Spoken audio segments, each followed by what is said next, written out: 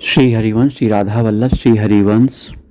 मनुष्य जीवन का उद्देश्य भगवत प्राप्ति भगवत प्रेम प्राप्त करना है।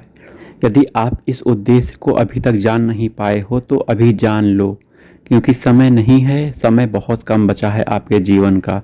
कब आपकी मृत्यु आ जाए आपको भी नहीं पता है। इसलिए अभी से भगवान को अपना मान लो, उनके शरण में हो जाओ। उनसे यही प्रार्थना करो कि हे प्रभु, मैं आपका हूँ, आपको भूल गया था, अब मैं आपकी शरण में हूँ। हे प्रभु, मुझे अपना लो, मुझे स्वीकार कर लो। इस तरह आप प्रार्थना करोगे तो आप भगवान की शरण में होगे। स्वीकृति से भगवान की प्राप्ति होती है, आश्रय से भगवत प्राप्ति होती है, किसी साधन बल से नहीं होती है। साधन बल से मन के विकार, जो आपकी शरीर की गंदगियां हैं वो दूर होती हैं। गंदगियों का मतलब शरीर से गलत चेष्टाएं हो रही है, शरीर विषयों में लगा हुआ है, मन विषयों में लगा हुआ है, शरीर संसार में लगा हुआ है, मन संसार में लगा हुआ है। इन सब से मन और शरीर को हटाकर भगवान की सेवा में शरीर को लगाना है, मन को भगवान के चरणों में लगाना है। यही शरणागति है। साधन करते करते मन और हृदय आपका निर्मल होगा और वहीं भगवान प्रकाशित होंगे। भगवान अपनी कृपा से प्रकाशित होते हैं, किसी साधन बल से प्रकाशित नहीं होते हैं। इसके लिए आपकी चाह होना बहुत जरूरी है। आपकी चाह भगवत प्राप्ति होना चाहिए, अन्यथा ऐसा नहीं होगा।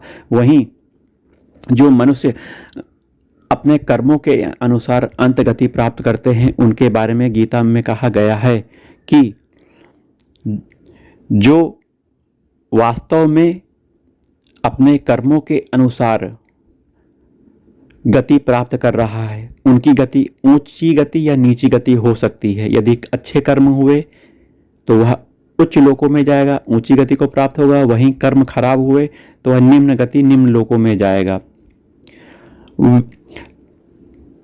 वह चाहे दिन में शरीर छोड़ रहा है, चाहे रात में छोड़ रहा है, चाहे शुक्ल पक्ष में छोड़ रहा है, चाहे कृष्ण पक्ष में छोड़ रहा है, चाहे उत्तरायण में अपने शरीर को छोड़ रहा है, चाहे दक्षिणायन में छोड़ रहा है, सब गतियां अपने कर्मों के हिसाब से हैं। अगर आपके कर्म खराब हुए तो आप निम्न गति में जाओगे और बहुत कष्ट भोगोगे, और अच्छे कर्म हुए तो उच्च गति में जाओगे और सुख भोगोगे। परंतु सुख भगवत प्राप्ति नहीं है।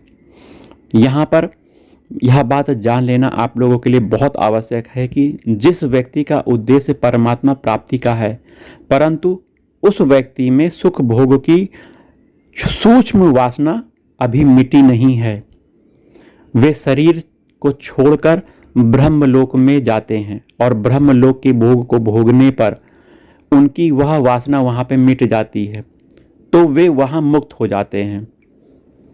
वहीं जिसका उद्देश्य परमात्मा प्राप्ति का ही है और जिसने ना यहाँ के भोगों की वासना है ना ब्रह्मलोकों के भोगों की वासना है, परंतु अंतकाल में निर्गुण के ध्यान से विचलित हो गया है, अर्थात भगवत स्मरण नहीं हो पाया है और संसार का स्मरण रह गया उसका, तो वे ब्रह्मलोक आदि लोकों में नहीं जाते हैं।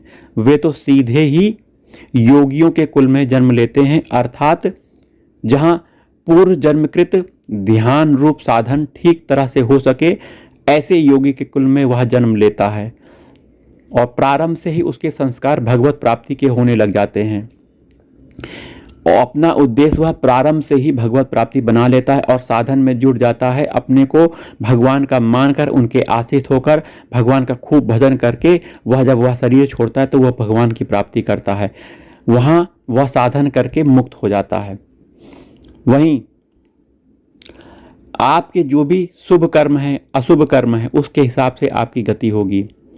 जिसका उद्देश्य स्वर्ग आदि ऊंचे लोकों के सुख भोगने का है, वे यज्ञ करते हैं, दान करते हैं, बहुत अच्छे अच्छे कर्म करते हैं, शुभ कर्म करके ऊंचे ऊंचे लोकों में जाते हैं और वहाँ के दिव्य भोगों को भोगकर पुण्य क्षीण होने के बाद फिर इसी लोक में आ जाते हैं। तो इनमें इनका कोई लाभ नहीं हुआ, क्योंकि कुछ समय का इन लोगों को सुख प्राप्त हुआ और फिर यही मृत्यु लोक में आ गए। इनका जन्म मरण का चक्कर नहीं छूटा और भगवत धाम भी यहाँ नहीं गए, तो इनको बहुत घाटा हो गया। तो ऐसा उद्देश्य आपको नहीं बनाना है, ऊंचे लोक में नहीं जाना है, ब्रह्मलोक तक नहीं जाना है, क्योंकि यहाँ कुछ समय व्यतीत करने के बाद फिर इसी मृत्यु लोक में आपको आना पड़ेगा। वहीं जिसका उद्देश्य भगवान परमात्मा की प्राप्ति है या राधा वल्लभ लाल के चरणों की प्राप्ति है, भगवान के प्रेम को प्राप्त करना है, पर सांसारिक सुख भोग की वासना को वह मिटा नहीं सका, इसलिए अंतकाल में योग से विचलित होकर वह स्वर्ग आदि लोकों में जाकर वहाँ के भोग को भोगता है, फिर लौटकर इसी शुद्ध श्रीमानों के घर में जन्म लेता है। वहाँ पर वह जबरदस्ती पूर्व जन्मकृत साधनों में लग जाता है और मुक्त हो जाता है। यह महत्वपूर्ण बात क्या है कि सामान्य मनुष्य की धारणा यह है कि जो दिन में मरता है, शुक्ल पक्ष में उत्तरायण में मरता है, वह मुक्त हो जाता है, और जो रात में कृष्ण पक्ष में दक्षिणा में मरता है वह मुक्त नहीं होता। यह बात ठीक नहीं है। वास्तव में मरने वाला अपने अपने कर्मों के हिसाब से गति प्राप्त करता है। इस बात को हमें याद रखना है। चाहे वह उत्तरायण में मरे, चाहे दक्षिणायन में मरे, चाहे दिन में मरे, चाहे रात में मरे, शरीर छोड़े, वह अपने कर्मों के हिसाब से गति प्राप्त करता है। इसका वर्णन अभी हमने किया है। लेकिन इन सब से परे भगवान का जो परम भक्त है, जो भगवान से अनन्य हो गया है, संसार से उसकी कोई कामना नहीं है, उसके विषय में जरा सुनिएगा। जो भगवत भक्त हैं, जो केवल भगवान के ही परायण हैं, जिनके मन में भगवत दर्शन की लालसा है, भगवत प्रेम करते हैं, वो भगवान की सेवा करना चाहते हैं, भगवान की सेवा करते हैं, ऐसे भक्त दिन में या रात में, शुक्ल पक्ष में या कृष्ण पक्ष में, उत्तरायण में या दक्षिणायन में, जब कभी भी शरीर को छोड़ते हैं तो उनको लेने भगवान आते हैं या फिर भगवान के पार्षद आते हैं। वे भगवान के साथ या भगवान के पार्षदों के साथ सीधे भगवान के पास जाते हैं। तो जब मनुष्य को अपने कर्मों के अनुसार ही गति प्राप्त होती है, तो हमें एक प्रश्न आ गया है कि भीष्म जी जो तत्वज्ञ जीव मुक्त महापुरुष थे, दक्षिणायन में शरीर न छोड़कर उत्तरायण में शरीर छोड़ने की उन्होंने क्यों प्रतीक्षा की थी? यह बहुत गहरा प्रश्न है। इसका बहुत प्यारा सा समाधान है कि भीष्म भगवान धाम नहीं गए थे। वे पूर्व जन्म में ध्यो नामक वसु अजान देवता थे, जो किसी श्राप के कारण मृत्यु लोक में आ गए थे। अतः उन्हें देवलोक में जाना था। दक्षिणायन के समय देवलोक में रात रहती है और उसके दरवाजे बंद रहते हैं। अगर भीष्म जी दक्षिणायन के समय शरीर छोड़ते तो उन्हें अपने लोक में प्रवेश करने के लिए बाहर प्रतीक्षा करनी पड़ती। वे इच्छा मृत्यु के वरदान से प्राप्त थे, उनको इच्छा मृत्यु का वरदान था, इसीलिए उन्होंने यहाँ प्रतीक्षा करने की सोची पृथ्वी लोक में।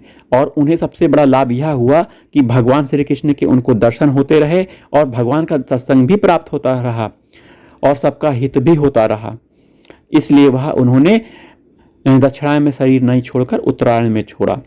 तो हमें अपने कर्मों के हिसाब से गति प्राप्त होती है। सबसे बड़ी गति भगवान के भक्त की होती है। वह ना ब्रह्मलोक जाता है, ना वह स्वर्गलोक की सीढ़ियों को चढ़ता है, वह सीधे भगवान के घर जाता है। भगवान या भगवान के पार्षद उसे लेने आते हैं। तो हमें अपने कर्मों को सुधारना है। कर्मों को सुधारने के लिए क्या करना है? भगवान की शरण होना है, भगवान को अपना मानना है। जितनी भी आसक्ति आपने किसी में भी कर ली है, यदि आसक्ति आपकी बनी रही तो आपको भगवान का धाम नहीं प्राप्त होगा और यह फिर आपको जन्म लेना पड़ सकता है। इसलिए मनुष्य जीवन का उद्देश्य भगवत प्राप्ति बना लीजिए और भगवत प्रेम प्राप्त करने के प्रयास करिए। भगवान की शरण हो जाइए। जय जय राधा वल्लभ, श्री हरिवंश, श्री वृंदावन, श्री वंचन। जय जय श्री राधा।